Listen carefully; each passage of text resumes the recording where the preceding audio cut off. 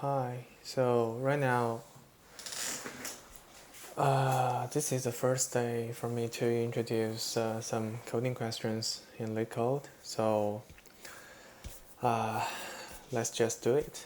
So here we go. The first one is we can see is called the product of the array expect self. So what does it mean? It means we can have an input array with all the elements as integers, and what we need to return is just return another array that has the same length.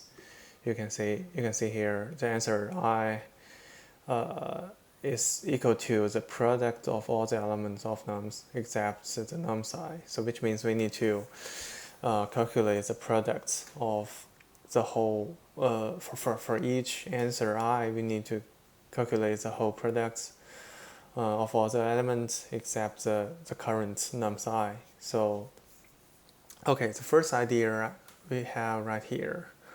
So we can have two arrays, like two helper arrays. So the first one is prefix, the second one is suffix. So which means so each element in the prefix records the prefix product of all the elements before the current element. And the suffix means the current for each element in the suffix array, which means all the products that after the current product, those are after the current element. So we can see here. So we just need first we give these two arrays, and then we can have we need to initialize this two array. So we just make the first element of the prefix array as the same as the first element in the nums, and also the last element in the suffix as the same as the last elements in the nums. So after that we just need to fulfill these two helper arrays. So first we need to traverse these two arrays, and we need just calculate. So first for the prefix element, we just make it as the current element in the nums, and multiply the previous element in the prefix array, and also the same as the suffix array. There's a little bit different. So we just calculate this. So we just go from the back to the front. So the nums minus 1 minus I element should be equals to the current element in the nums array, and also multiply let's say the later element in the suffix array. Okay, so after that we already fulfilled the two helper arrays, and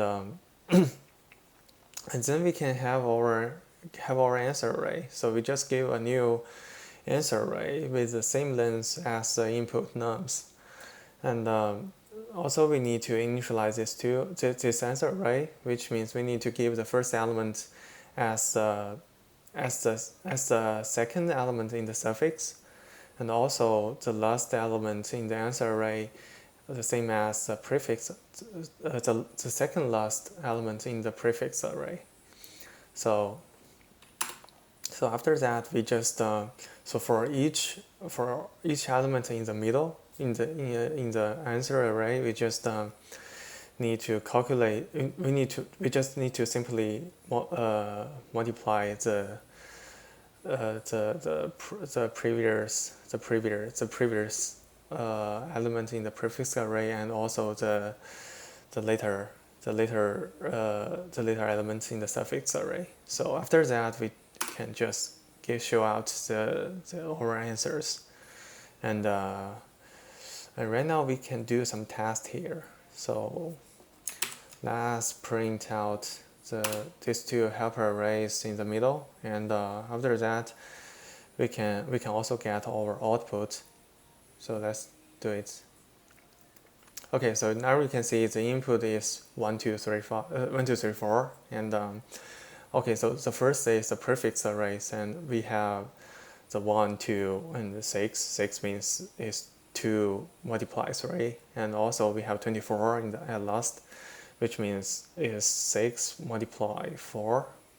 And also we have the suffix array. So first we give a 4 as the last element in the suffix, and also this 12 means 3 multiply 4, and also 24 means 2 multiply 12, and also 24 the first 24 means 1 multiply 24, and so our output is 24, 12, 8, 6, the same as the correct answer. So seems like everything goes well. Let's submit it. Okay, so now you can see the results that we are faster than like 6% of Java submissions, and also, but we have better like the storage, right? We have the memory usage we have is less than 97%. That's a really good result for us. Yeah, so that's simply these questions here. Okay, so what we need to remember in these questions is, I think is we need to remember, so when we want to print array in Java, we need to we cannot simply print it. So if we simply print it, I think there might be some, the Java will only print the reference rather than the content of the array. So let's try it. So if we just simply print the suffix array here, okay, now you can see that there are only print out some. This should be the reference of the suffix array, so it won't print out the content. So okay, so the things we need to remember here is when we want to print out an array, we need to use this. So array is to string, and we need to put our array inside this method, and the arrays, this class will help us to print out the whole array. So let's check if we have a record here. Oh yeah, so this one. So this one, oh, okay, so I think we need to change the format here. Let's make it as a usage. Let's make another column here. Let's call it usage. Okay, so right here, I will say just we need this method to print out a target array. Okay. Hold on. So okay, so this is the first algorithms we have in the first day. And now we can go back to hold on, and oh yeah, so right now we can have, let's do, where is it? Oh, let's do this one, the threesome here. Okay, so let's come to the second one. The second one is called the threesome. So I think most of you guys already have the two-sum algorithms before, right? So that is pretty simple. So okay, so but this one is a little bit different here. So let's check the description. So we are given integer array which is nums, and we need to return all the triplets, the nums I, j, and k, and such that. But we need to make sure that these three positions are not same, and also we need to make sure the elements in these two positions, the sum of all the elements should equals to 0. So the idea first came to my mind is, so if we need to first make sure the first position, and we can use the two-sum algorithms to let's say to check check the rest two positions. And let's check the first example here. So if the input nums is -1, 0, 1, 2, -1, -4, so our output should be all the result that's equals that sum up to 0. So we can see we have 2 -1 in our input, so and 1 2 in our input, so we can have this. The first answer is -1 -1 2, and also we have 1 -2 1 0 and also 1 1 in our input, so we should have this -1 0 and 1 as the second result. And so okay, so let's come to the algorithms. First we need to check here. We need to check if the input length should be -3, right? So if it should be larger or equals to 3. So if it is smaller than 3, we just return back an empty array, empty list here. So you can see the example 3. If the nums only have 1 0 element, so we just return back an empty list. And I think the first things, because okay, so we can notice that there's something in the description told us the solution set must not contain duplicate triplets. So we need to make sure that all the results in our return list should be unique. So that means we need to, okay, so the idea is first we need to make sure that the first element, we need to first fix the first position, and then we need to make sure that the rest two positions, right? So so in that case, if this position, so let's say if these positions, so for example, if there's two elements, they are same to each other, they're the same, for example, there's 2 -1 here, and if we go so first we need, so as the first time we can fix the first position is -1, and then we just go to 0 1 2, and then we fix another first position which equals to -1. So let's assume there's multiple numbers after this -1. Let's say there's -4, 0, 1, 2, and whatever. So in that case, we can result in the same result, the same triplets. So so I would say to make sure that there's no duplicates, first we need to sort the whole nums, the whole inputs. So to make sure that if we after sorting, the input will be -1, -4, and -1, -1. The two -1 will come together. So in that case, we can make sure that the first element will not have duplications. So okay, so let's do it. So first we just sort the whole input array here, and so we just set a result which is a list of integers, and the idea here is that first we need to we can go through the whole array from actually it's not the whole array, it's from the first position to the third last position.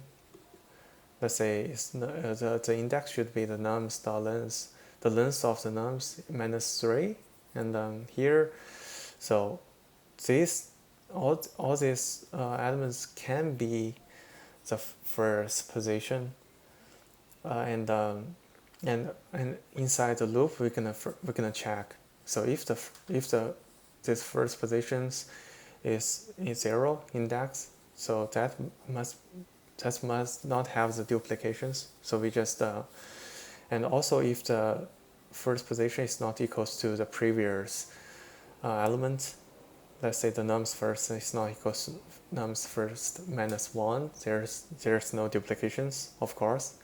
So we just go inside and make some operations. So first we set the second position as the position next to the first, and also the third one, the third position at last. So which means we have the subarray from the first position to the last position, and we just use the second. We just use this second. The second, like let's say the pointer, to point to the head of this subarray, and also this third pointer to point to the end or the tail of this subarray. And then we're gonna do the loop. So if we found the first element plus second plus third is larger than 0, larger than our target, we should just move our third position a little bit, just one position before, one position forward. And if we found it's smaller than 0, we just move our second position one position backward. You can see here. And so else, so if the sum is totally, the sum of all these triplets is equal to 0, which is our target, we just add this as a result, as this as the triplets into our result list, and we just move the second pointer one position backward, and we're gonna do the loop because there might be some duplications, right? So if we have let's say here, so if the minus 1, there continuous minus 1 here, and if the minus 1 is our correct result, that's what we need, which is what we need here, and there's so many another minus 1 after this first minus 1, so we need to make sure that we should ignore all the rest minus 1 and just move to the next different first element, right? So what we do here is just to move second a little bit later backward, and then we have the while loop. So we need to make sure that the second position should always be smaller than the third one, and also the nums of second should, if the num of second is still equals to the previous positions, we just need to just plus the second pointer, or to move forward. Move backward the second pointers. So after that, we can make sure that the second pointer is pointing to the different element that is different to the previous second position. Okay, so the whole loop, the internal loop looks like that. So after that, so I think after the whole loop overlapped, the whole loop, we can have the result here. So let's see, I think there's some index error here. Do you think so? I think there might be some index error here. Oh yeah, so that's better. Okay, so that seems better. I don't know why there's some index error. Okay, so that looks good here. Okay, so after that we should get our results. So the time complexity here, because when we do the sorting, the time complexity should be big O n log n, and so here we do two loops overlapped, and but we, for each time the internal loop will only traverse the subarray. So we will say, so the outer loop has give us an element which is n, right? Because we traverse from 0 to nums the length -2, but the internal one we just traverse so in the first loop the internal loop only traverse let's say the n elements, but in the second outer loop the internal loop will only traverse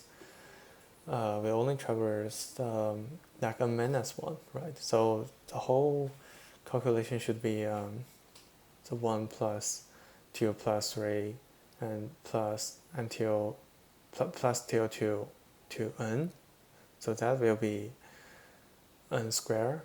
So in that case the whole algorithm should be n square, should be big O n log n plus n square. So because n log n is smaller than n square, so the whole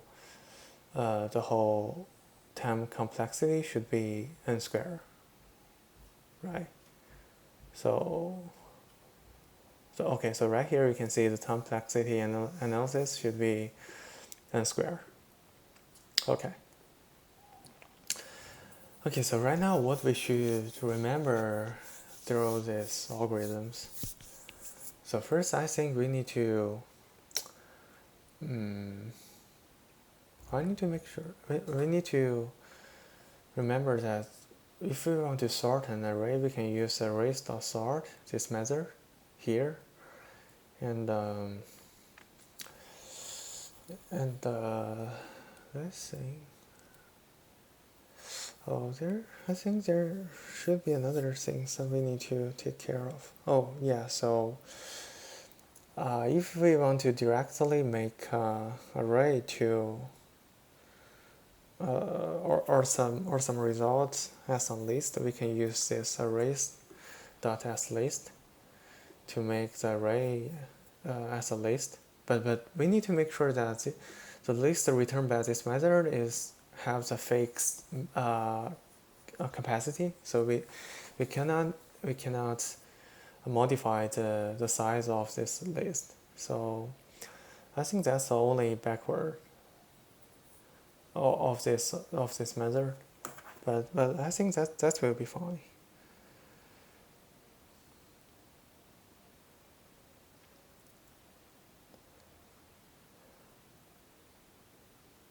Okay, so let's check our nodes here. So we have the arrays, and first we need to sort the array, and we also have this as list to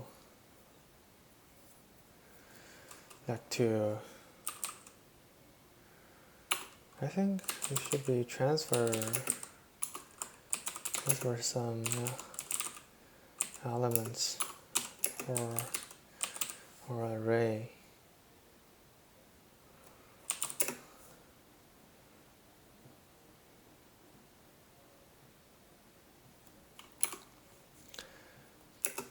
To a list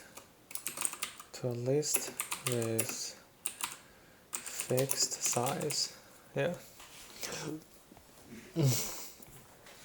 Yeah, so I think that's all the things we should remember in the second algorithms. And the basic idea here is just we use 2 pointers. This basically is the second pointers and third pointers.